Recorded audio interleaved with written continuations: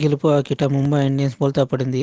ఉన్న పలంగా ఉత్కంఠం రేపిన ఆఖరి ఓవర్లలో రాయల్ ఛాలెంజర్స్ బెంగళూరు 5 పరుగుల తేడాతో గట్టెక్కింది. తద్వారా మహిళా ప్రీమియర్ లీగ్ రెండో సీజన్లో స్మృతి మందాన నాయకత్వంలో బెంగళూరు జట్టు ఫైనల్కు చేరింది. డిఫెండింగ్ ఛాంపియన్ ముంబై ఇండియన్స్ సులువుగా గెలవాల్సిన మ్యాచ్లో ఎలిమినేట్ అయింది. ముందుగా బెంగళూరు 20 ఓవర్లో 6 వికెట్లు కోల్పోయి 135 పరుగులు చేసింది. అనంతరం ముంబై ఇండియన్స్ 20 ఓవర్లో 6 వికెట్లకు 130 పరుగులకే పరిమితమై ఓడిపోయింది. ఆదివారం జరిగే ఫైనల్లో ఢిల్లీ క్యాపిటల్తో బెంగళూరు తలపడనుంది. శుక్రవారం జరిగిన ఎలిమినేట్ మ్యాచ్లో హర్మన్ ప్రీత్ కౌర్ బృందం 17వ ఓవర్ ముగిసే వరకు గెలిచే స్థితిలో ఉంది. 18 బంతుల్లో 20 పరుగులు సులువైన సమీకరణ కాగా 18 ఓవర్లలో వేసిన శ్రేయాంక పటేల్ 4 పరుగులు ఇచ్చి కీలకమైన హర్మన్ ప్రీత్ కౌర్ వికెట్ పడగొట్టింది. దాంతో ముంబై విజయ సమీకరణ 12 బంతుల్లో 16 పరుగులుగా మారింది. 19వ ఓవర్ వేసిన సోఫీ 4 పరుగులు ఇచ్చి 1 వికెట్ పడగొట్టింది. ఇక చివరి 6 బంతుల్లో 12 పరుగులు చేయడం కూడా ముంబై ఇండియన్స్ కష్టం కాదు. కాగా లెగ్ స్పిన్నర్ ఆశా శోభన్ మాయాజాలం చేసింది. తొలి 3 బంతులు 4 పరుగులు ఇచ్చింది. ఆశా వేసిన 4వ బంతికి పూజ ముందుకొచ్చి ఆడి స్టంపింగ్ అయ్యింది.